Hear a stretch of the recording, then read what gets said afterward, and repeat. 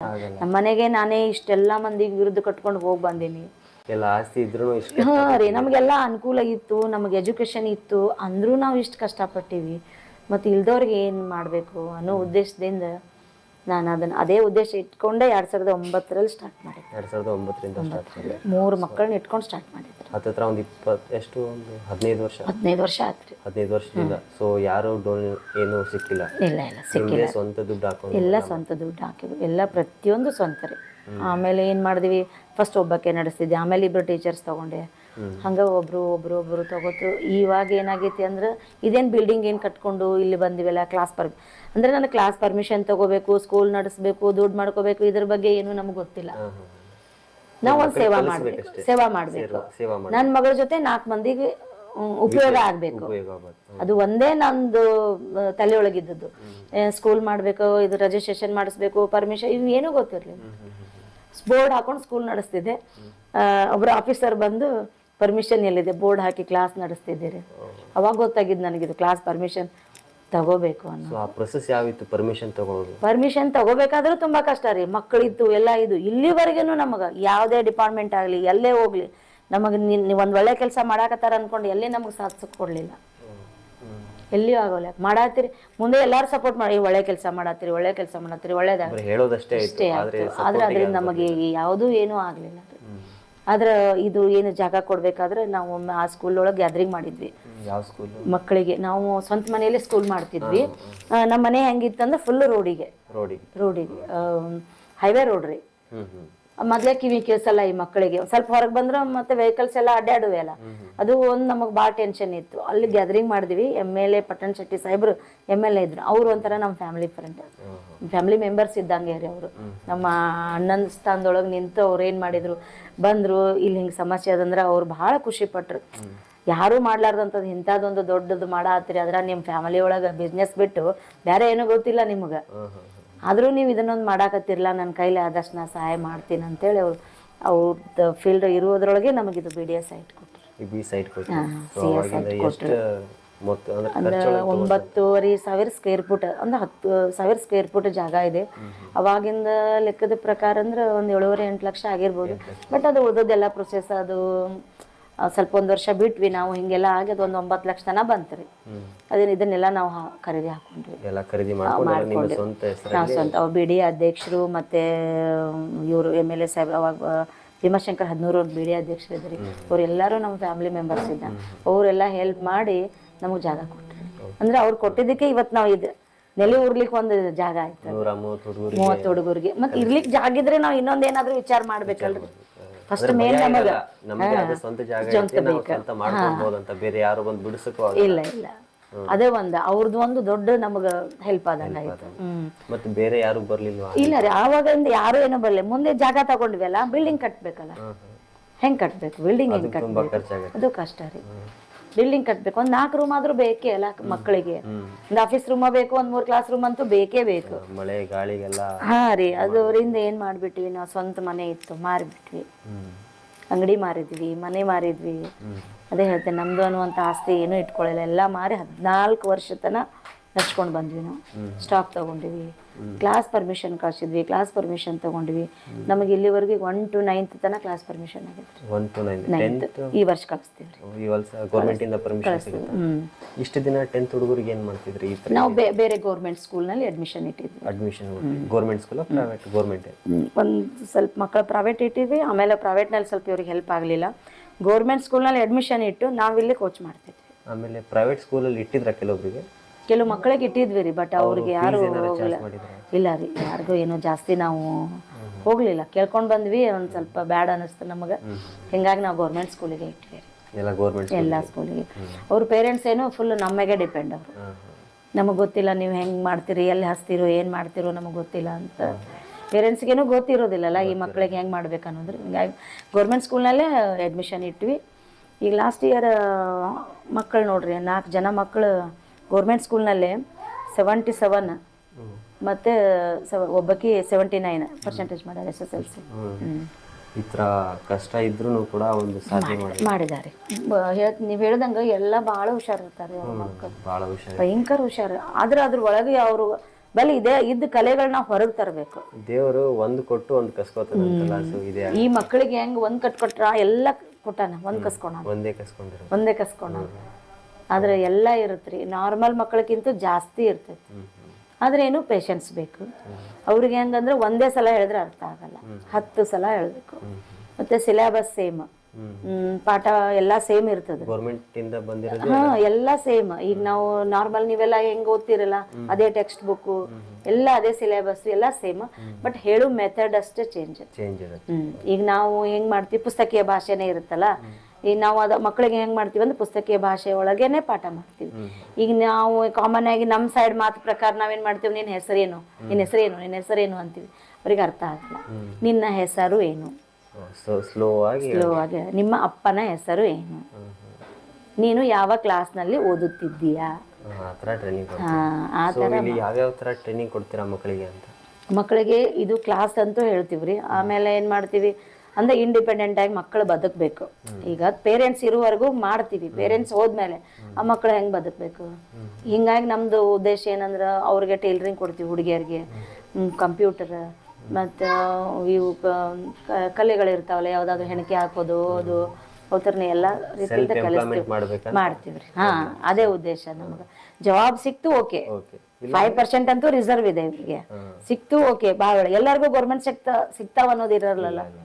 ಸಿಗದೆ ಇದ್ರು ಅವ್ ಮಕ್ಕಳು ಬದುಕ್ಬೇಕು ಅನ್ನೋದೇ ನಮ್ಮ ಉದ್ದೇಶ. ಅದರಿಂದ ನಿಮ್ಗೆ ಎಷ್ಟಾಗುತ್ತೆ ಎಲ್ಲ ಪ್ರಯತ್ನ. ಈಗ ಇಷ್ಟೆಲ್ಲ ನಮ್ದು ಆಸ್ತಿ ಹೋಗ್ಯದ, ನಮ್ಗಿಲ್ಲ. ನಮ್ಮ ಮನೇಲಿ 10 ಜನ ಬಾಡಿಗೆ ಇದ್ರು, ನಾವು ಬಾಡಿಗೆ ಮನೆಗೆ ಬಂದಿವಿ, ಒಂದೇನೋ ಯಾವ್ದೋ ಒಂದ್ ಮೂಲ್ಯಾಗ ಒಮ್ಮೊಮ್ಮೆ ಬರುತ್ತೆ ಅಷ್ಟೇ. ಆದ್ರೆ ಈ ಮಕ್ಕಳದೆಲ್ಲ ನೋಡ್ತೀವಲ್ಲ, ನಮ್ಗೇನು ಅಸಮಾಧಾನ ಇಲ್ಲ, ತುಂಬಾ ಖುಷಿ ಅನಿಸ್ತದೆ. ಹೋಗ್ಲಿ, ನಾವ್ ಒಂದ್ ಒಳ್ಳೆ ಕೆಲ್ಸಕ್ಕೆ ಇನ್ವೆಸ್ಟ್ ಮಾಡಿವಲ್ಲ, ಇದು ಸಮಾಧಾನ ಇದೆ. ಏನು ಬೇಜಾರಿಲ್ಲ. ಅವು ಮಕ್ಕಳ ರಿಸಲ್ಟ್ ಬಂದ ತಕ್ಷಣ ಆಗ್ಲಿ ಏನೋ ಅವು ಮಕ್ಕಳ ಖುಷಿಯಿಂದ ಹೋಗ್ತಾರಲ್ಲ, ಸಾಕಲ್ಲ. ಏನ್ ಬೇಕು ಜೀವನದೊಳಗೆ? ಮನೆ ಕಟ್ಟಿದ್ರು ಅಲ್ಲಿಗೆ ಹೋಗ್ತೀವಿ, ಮನೆ ಕಟ್ಟದೇ ಇದ್ರು ಅಲ್ಲಿಗೆ ಹೋಗ್ತೀವಿ. ಆಸ್ತಿ ಇದ್ರು ಅದೇ, ಆಸ್ತಿ ಇರದೇ ಇದ್ರು ಅದೇ ಅಲ್ಲ. ಆಸ್ತಿಕ್ಕಿಂತ ಏನಿಲ್ಲಲ್ಲ, ಈ ಮಕ್ಕಳ ಖುಷಿಯಿಂದ ಬರ್ತಾವಲ್ಲ. ಈಗ ಒಂದೇನೋ ಪಾಸ್ ಆಗ್ತಾರೆ, ಹೆಂಗದ ಮಕ್ಕಳ ಸ್ವಭಾವ ಅಂದ್ರೆ, ಮನೇಲಿ ಏನೋ ಒಂದು ಹೊಸ ಸಾಮಾನ್ ತಂದ್ರೆ ಅದನ್ನ ನಾನು ತೋರ್ಸುತ್ತಾನ ಅವ್ರಿಗೆ ಸಮಾಧಾನ ಇರಲ್ಲ. ಪೇರೆಂಟ್ಸ್ಗಿಂತಲೂ ಜಾಸ್ತಿ ಅವ್ರಿಗೆ ನಮ್ಮ ಮ್ಯಾಗ ವಿಶ್ವಾಸ. ಅವ್ರ ಪೇರೆಂಟ್ಸ್ ಏನೇ ಮನ್ಯಾಗ ಹೇಳಿ, ಈಗ ಒಂದ್ ಕೆಲವು ಮಕ್ಕಳು ಮುಗಿಸ್ದವ್ರು ಜಾಬ್ ಮಾಡ್ಲಿಕ್ಕತ್ತಾರ್ರಿ. ಜಾಬ್ ಮಾಡ್ಲಿಕ್ಕತ್ರ ಅವ್ರ ಮನೆಯೊಳಗೆ ಮದ್ವಿ ಮಾಡ್ಬೇಕಂದ್ರ ಅದನ್ನ ಬಂದು ನಾ ಹೇಳ್ಬೇಕು ಅವ್ರಿಗೆ. ಆತರ ಮೆಂಟಾಲಿಟಿ ಅವ್ರಿಗೆ. ಅಂದ್ರೆ ಪೋಷಕರಷ್ಟು ಗೊತ್ತಿಲ್ಲ. ಅಲ್ಲಿ ಮೇಡಮ್ ಕೇಳ್ಬರ್ರಿ, ಮಾಡ್ಕೋಬೇಕಾ, ನೋಡ್ಬೇಕಾ, ಸಿಗ್ತಾರ, ಚಲೋ ಸಿಗ್ತಾರ, ಚಲೋ ಇರ್ತಾರ ಅಂದ್ರ ನಿಮ್ಗೊಂದ್ ಎಕ್ಸಾಂಪಲ್ ಹೇಳ್ಬೇಕಂದ್ರೆ, ಇಲ್ಲಿ ತನ ಮಕ್ಕಳನ್ನ ನಮ್ಮ ಮ್ಯಾಗ ಅಷ್ಟು ವಿಶ್ವಾಸ ಅವ್ರಿಗೆ. ಹಂಗ ಆಗಿ ಈಗ ಎಷ್ಟೋ ಜನ ಲೈಫ್ ಸೆಟ್ಲ್ ಆಗ್ಯದ, ಜಾಬ್ ಮಾಡ್ತಾರ, ಮದ್ವಿನ ಆಗ್ಯದ, ಮಕ್ಕಳಾಗ್ಯಾವ.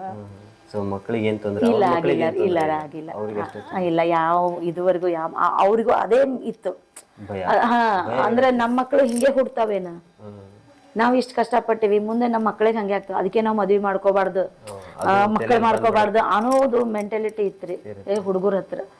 ಇಲ್ಲ, ಅದು ಎಲ್ಲಾ ತಪ್ಪು ಕಲ್ಪನೆ. ಹಿಂಗೆಲ್ಲ ಆಗ್ಬೇಕಾದ್ರ ಅದು ಒಂದೇನೋ ದೇವ್ರದ್ದು, ನಾವು ಮಾಡಿದ್ವಿ ಏನೋ ದೇವ್ರದೊಂದು, ಅದು ನಮಗೊಂದು, ಈಗ ಇದನ್ನ ಮಾಡಿವಂದ್ರೆ ಈ ಸ್ವಪ್ನದಿಂದ ನಾವ್ ಇದೊಂದು ಒಳ್ಳೆ ಕೆಲಸ ಮಾಡಿದೀವಿ ಅಂದ್ರೆ ದೇವ್ರದೊಂದು ಇದೊಂದು ನಮ್ಗೆ ಅನುಗ್ರಹ ಇರ್ತದೆ ಏನೋ. ಅವ್ರಿಗೆ ಎಲ್ಲಾ ರೀತಿಯಿಂದ ಕನ್ವಿನ್ಸ್ ಮಾಡಿ ಹೇಳ್ಬೇಕು, ಅವಾಗ ಅವ್ರು ಅರ್ಥ ಮಾಡ್ಕೋತಾರೆ. ಮತ್ತೆ ಈ ಪೋಷಕರಿಂದ ಗೌರ್ಮೆಂಟ್ ಇಂದ ಏನಾರ ಡೊನೇಟ್ ಮಾಡ್ತಾರೆ? ಇಲ್ಲ ರೀ, ಇಲ್ಲಿವರೆಗೂ ಇಲ್ಲ. ₹1 ಇನ್ನೂವರೆಗೂ ಗೌರ್ಮೆಂಟ್ ದಿಂದ ಯಾವುದೇ ರೀತಿ ಸಹಾಯ ಬಂದಿಲ್ಲ. ಬಟ್ ಆರ್ಡರ್ ಆಗಿದೆ ರೀ. ಇನ್ಸ್ಪೆಕ್ಷನ್ ಮಾಡ್ಕೊಂಡು ಹೋಗಿದಾರ. ಏನೋ ಈ ತಿಂಗಳ ಲಾಸ್ಟ್ ವೀಕ್ ನ ಫಂಡ್ ಬಿಡುಗಡೆ ಮಾಡ್ತೀವಿ ಅಂದಿದ್ದಾರೆ. ಏನ್ ಮಾಡ್ತಾರೋ ಗೊತ್ತಿಲ್ಲ. ಇನ್ನೂ ₹1 ಅಂತೂ ಬಂದಿಲ್ಲ, ನಮ್ಗೆ ಬಂದಿಲ್ಲ. ಅಂದ್ರೆ ಜೊಲ್ಲೆ ಮೇಡಮ್ ಇದ್ರಲ್ಲ ಲಾಸ್ಟ್ ಇಯರ್ 2019 ನಾವು ಇದನ್ನ ಪ್ರಪೋಸಲ್ ಮಾಡಿದ್ದು. ಅವರೆಲ್ಲ ಓಕೆ ಮಾಡಿದ್ರು. ಫೈನಲ್ ಏನಾಯ್ತೋ ಗೊತ್ತಿಲ್ಲ, ನೀವು ಫೈಲ್ ನಾ ಮರ್ತ್ ಬಿಟ್ಟೆ ಅಂದ್ಬಿಟ್ರು. ಪೂರ್ತಿ ಓಕೆ ಎಂಡ್ ತನ ಬಂದಿದ್ವಿ ರೀ. FD ಹೋಗಿತ್ತು, ಫೈನಾನ್ಸ್ ಡಿಪಾರ್ಟ್ಮೆಂಟ್ ಆಗಿತ್ತು. ಮೇಡಮ್ ಸಹಿ ಮಾಡ್ತೀನಿ ಅಂತೂ ಹೇಳಿ ಹೋಗಿದ್ರು. ಅದು ಒಮ್ಮೆ ಸಡನ್ ಆಗಿ ಏನಂದ್ಬಿಟ್ರು, ಇಲ್ಲ ನಿಮ್ಮ ಫೈಲ್ ನಾ ಮರ್ತ್ ಬಿಟ್ಟೆ ನಾನು. ಮುಂದೆ ಕೋವಿಡ್ ಬಂದ್ಬಿಟ್ಟು ಸಮಸ್ಯೆ ಆಗಿ ಇಲ್ಲಿವರೆಗೂ ಅಂದ್ರೆ ಸಮಸ್ಯೆ ರೀ. ನಾನು ಹೇಳ್ಬೇಕಂದ್ರೆ ಇವತ್ತು ನಿಮ್ಮೊಂದು ಓಪನ್ ಆಗಿ ನನ್ನ ಜೀವನನೇ ಬ್ಯಾಡ ಅನ್ನಿಸ್ಬಿಟ್ಟಿತ್ತು. ಯಾಕಂದ್ರೆ ನಾನು ಜೀವ ಒತ್ತಿ ಇಟ್ಟಿದ್ದೆ ಈ ಮಕ್ಕಳಿಗೋಸ್ಕರ, ಈ ಸ್ಕೂಲ್ಗೋಸ್ಕರ. ಇದು ಆಗ್ಲಿಲ್ಲಪ್ಪ ಅಂದ್ರೆ ನಂದು ಲೈಫೇ ಮುಗೀತಿದ್ದು ಇಲ್ಲಿಗೆ.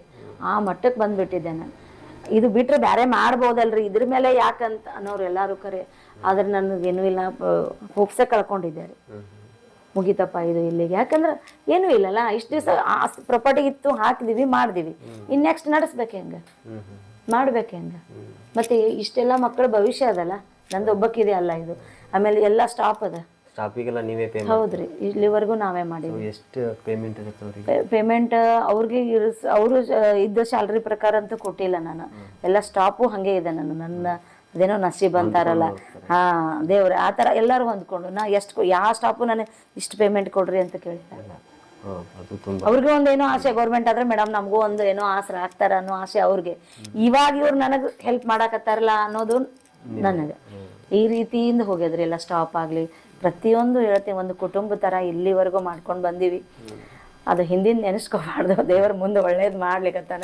ಅದ್ರ ಆರ್ಡರ್ ಆಗೈತಲ್ಲ, ದುಡ್ಡು ಬರೋದು ಸ್ವಲ್ಪ ಹೆಚ್ಚ ಕಮ್ಮಿ ಆಗ್ಬಹುದ್ರಿ, ಬಟ್ ಅದು ಖುಷಿ. ಆಮೇಲೆ ಮೇಡಮ್ ಕೋವಿಡ್ ಅಲ್ಲಿ ಯಾವ ತರ ಸಮಸ್ಯೆ ನಾವು ಇದು ಮಾಡಿ ಫೇಸ್ ಮಾಡಿದ್ರಿ? ಕೋವಿಡ್ ಅಲ್ಲಂತೂ ನಾವು ಸ್ಕೂಲ್ ರಜೆ ಇತ್ತಲ್ಲ, ಇತ್ತು, ಮಕ್ಕಳಿಗೆ ಹೋಗಿದ್ದು ರೀ. ಅವರೆಲ್ಲ ಪೇರೆಂಟ್ಸ್ ಇರ್ತಾರೆ, ಅವ್ರಿಗೆ ಹೋಗಿದ್ದು. ನಾವು ಮಕ್ಕಳಿಗೆ ಕರ್ಕೊಂಡು ಬರಲಿಲ್ಲ. ಕೋವಿಡ್ ಆದ್ಮೇಲೆ ಮತ್ತೆ ಸ್ಕೂಲ್ ಯಾವಾಗ ಓಪನ್ ಆದ್ವಲ್ಲ ಅವಾಗೆ ಕರ್ಕೊಂಡು ಬಂದ್ರಿ. ಆ ಟೈಮ್ನಲ್ಲಿ ನಮ್ಗೇನು ಸ್ಕೂಲೇ ಇರ್ಲಿಲ್ಲಲ್ಲ, ಏನು ಆ ತೊಂದರೆ. ಆದ್ರೆ ನಮಗೆ ಅನುದಾನ ಆಗ್ಲಿಲ್ಲಲ್ಲ, ಅದು ನಮ್ಗೆ ಭಾಳ ತೊಂದರೆ ಆಯ್ತು. ಹೇಳ್ತೀನಲ್ಲ ನಿಮಗೆ, ನಾವು ಹೋಪ್ಸೆ ಕಳ್ಕೊಂಡಿದ್ವಿ ಅಂತ. ಕೈಗೆ ಬಂದಿತ್ತು, ತುತ್ತು ಬಾಯಿಗೆ ಬರ್ಲಿಲ್ಲ. ನಾವು ಯಾವ ಲಾಸ್ಟ್ ನಾವು ಏಪ್ರಿಲ್ ನಲ್ಲಿ ನಮಗೆ ಜೇರ್ ಆಗಿರ್ಲಿಕ್ಕಂದ್ರೆ ನಾವು ಫ್ಯಾಮಿಲಿ ನಾವು ಮಾತಾಡ್ಕೊಂಡ್ ಬಿಟ್ಟಿದ್ವಿ, ಯಾರಿಗಾದ್ರೂ ಇದನ್ನ ಸ್ವಸ್ಥ ಕೊಟ್ಟು ಬಿಟ್ಟು ನಾವು ಎಲ್ಲ ಊರ್ ಬಿಟ್ಟೆ ಹೋಗ್ಬಿಡ್ಬೇಕಾಗಿತ್ತು. ಸೊ ಇದು ಹೆಸರೇನು ಮೇಡಮ್ ಇದ್ರದ್ದು? ಸ್ವಪ್ನ ಅಂದ್ರೆ ನಮ್ಮ ಮಗಳು ಸ್ವಪ್ನ ಕಿವುಡ ಮತ್ತು ಮೂಕ ಮಕ್ಕಳು ಹೊಸ. ಆಕಿನ ಸಲಗೆ ನಾವು ಇದನ್ನ ಮಾಡಿದಂತ ಆಕಿನ ಹೆಸರೇ ಇಟ್ಬಿಟ್ಟಿವಿ ನಾವು. ಆಕಿನ ಹೆಸರೇ, ಯಾಕಂದ್ರೆ ಆಕಿ ಇರ್ಲಿಕ್ಕ ನಮ್ಗೆ ಇದನ್ನೇನ ನಮಗೂ ನಾಲೆಜ್ ಇದ್ದಿದ್ದಿಲ್ಲ ಇದ್ರ ಎಜುಕೇಶನ್ ಬಗ್ಗೆ. ನಮ್ಮ ಅಪ್ಪ ಅಮ್ಮ ಶಿಕ್ಷಣ ಕೊಟ್ಟಿದ್ರು ಅಷ್ಟೇ. ಹೆಂಗಿತ್ತಂದ್ರೆ ತವ್ರ ಮನೆಯಲ್ಲೂ ಸುಖದಿಂದ ಬೆಳೆದ್ವಿ. ಗಂಡನ ಮನೆ ಅಂದ್ರೆ ನಮ್ಮ ಸೋದರ ಮಾವಿಗೆ ಕೊಟ್ಟಿದ್ದು, ಅಲ್ಲಿನೂ ಏನೂ ತೊಂದರೆ ಇಲ್ಲ ನಮ್ಗೆ.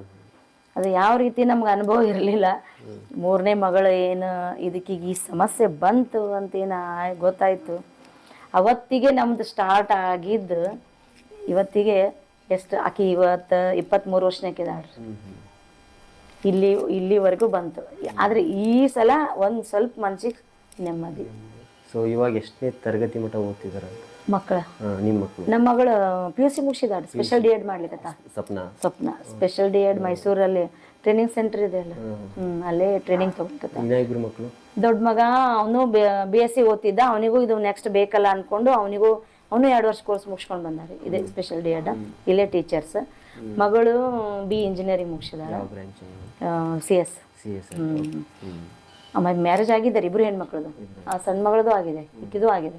ಅವಳು ಈಗ ನಮ್ಮಲ್ಲಿ ಹೈಸ್ಕೂಲ್ ಪರ್ಮಿಷನ್ ಆಯ್ತಲ್ಲ, ಟೀಚರ್ ಅಂತ ಸ್ಪೆಷಲ್ BEd ಮಾಡಿಸ್ಲಿಕ್ಕತ್ತೀವಿ ಆಕಿ ಮಗಳಿಗೆ. ಆಕಿ BEd ಮಾಡ್ಲಿಕ್ಕತ್ತಾಳ್ರಿ.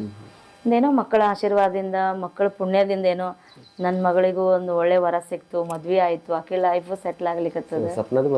ಆಗಿದೆ ರೀ, 2 ವರ್ಷ ಆಯ್ತು ರೀ. ಇದು ಮದ್ವೆ ಆಗಿದೆ, ಇಲ್ಲ 2 ವರ್ಷ ಆಯ್ತು. ಅವನು ಮಗ ಅಂದ್ರೆ ಹಳೆಯನೂ ಸ್ವಲ್ಪ ಇವರಷ್ಟಿಲ್ಲ, ಪರ್ಸೆಂಟೇಜ್ ಕಡಿಮೆ ಇದೆ. 1 ಕಿವಿ ಪೂರ್ತಿ ಕೇಳ್ಸ್ಕೊತಾನ, ಸ್ವಲ್ಪ ಮಾತಾಡ್ತಾನೆ. ಇದೇ ಸಮಸ್ಯೆ. ಬಟ್ ನಮ್ಮ ಮಗಳಕ್ಕಿಂತಲೂ ಬೆಟರ್. ಅವನು ITI ಮುಗಿಸಿದಾನ್ರಿ, ಕಂಪನಿ ಒಳಗೆ ಜಾಬ್ ಮಾಡ್ತಿದ್ದಾನೆ. ಒಳ್ಳೆ ಸ್ಯಾಲರಿ ಐತಿ, ಇದೆ ಸ್ವಲ್ಪ. ಅವನು ಮತ್ತೆ ನಾವು ಮುಂದೆ ಇದೆ, ಫ್ಯಾಮಿಲಿ ಚಲೋ ಇದೆ, ಅತ್ತೆ ಮಾವ ಅಣ್ಣ ತಮ್ಮರು ಎಲ್ಲ ಫ್ಯಾಮಿಲಿ ಚಲೋ ಅದ, ಚೆನ್ನಾಗಿದ್ದಾರೆ. ಇಲ್ಲಿನೂ ನಮ್ಮಲ್ಲಿ ಕಲ್ತು ಹೋದ ಮಕ್ಕಳದು ಅವ್ರದ್ದು ಎಲ್ಲರದು ಸೆಟ್ಲ್ ಆಗಿದ್ದಾರೆ, ಜಾಬ್ ಮಾಡ್ಲಿಕ್ಕತ್ತಾರ. ಇನ್ನು ಮುಂದೆ ಮಕ್ಕಳಿಗಾದ್ರೂ ಹೆಲ್ಪ್ ಆಗಲಿ, ಒಳ್ಳೇದಾಗಲಿ ಅನ್ನೋದೇ ನಮ್ದು ಉದ್ದೇಶ. ಥ್ಯಾಂಕ್ ಯು ಮೇಡಮ್, ತುಂಬ ಕಷ್ಟಪಟ್ಟಿದ್ದೀರಾ ನೀವು. ಸೊ ಇದು ಒಂದು ಸಂಸ್ಥೆ ಬೆಳೆಸ್ಬೇಕಂದ್ರೆ ಇಷ್ಟಕ್ಕೊಂದು ಹೋರಾಡಿ ಕಷ್ಟಪಟ್ಟು ಎಲ್ಲ ಕಳ್ಕೊಂಡು ಒಂದು ಮನಸ್ಸಿಗೆ ಸಮಾಧಾನ ಮಾಡಿಕೊಂಡು ಎಲ್ಲ ಕಡೆಯಿಂದ ಪ್ರಯತ್ನಪಟ್ಟು ಇಲ್ಲಿಗೆ ಬಂದಿದ್ದೀರಾ. ಸೊ ಮುಂದೆನೂ ಕೂಡ ದೇವರು ನಿಮ್ಮ ಜೊತೆ ಸಾಥಿರ್ತಾನೆ. ಸೊ ಗೌರ್ಮೆಂಟಿಂದ ಅನುದಾನ ಬರುತ್ತೆ, ಇದು ಮತ್ತೆ ದೊಡ್ಡ ಮಟ್ಟಕ್ಕೆ ಹೋಗ್ಲಿ ಅಂತ ಆಸೆ ಮಾಡಿದ. ಥ್ಯಾಂಕ್ಸ್. Thank you. ನಮಸ್ತೆ. ನಮಸ್ತೆ.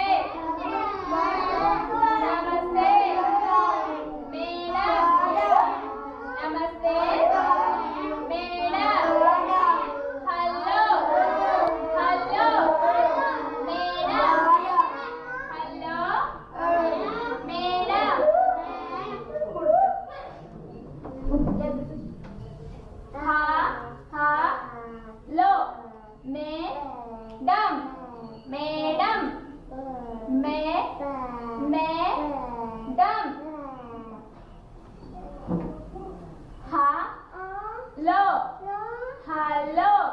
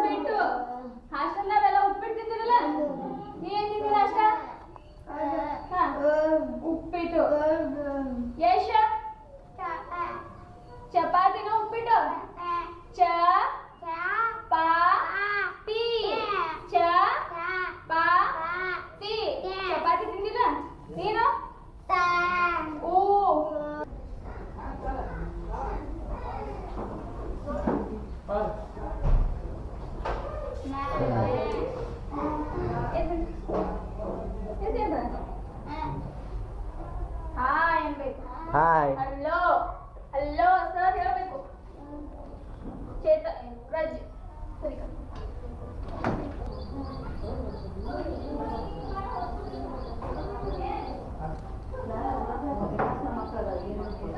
ನೀವು ನಂದಾಟ್ರಿ ಮೇಡಮ್, ನಡ್ಕೊಂಡು ಸುಮ್ಮನೆ ತಿರುಗಾಡ್ತೀರಿ ಕ್ಲಾಸ್ ರೂಮ್ಗೆ.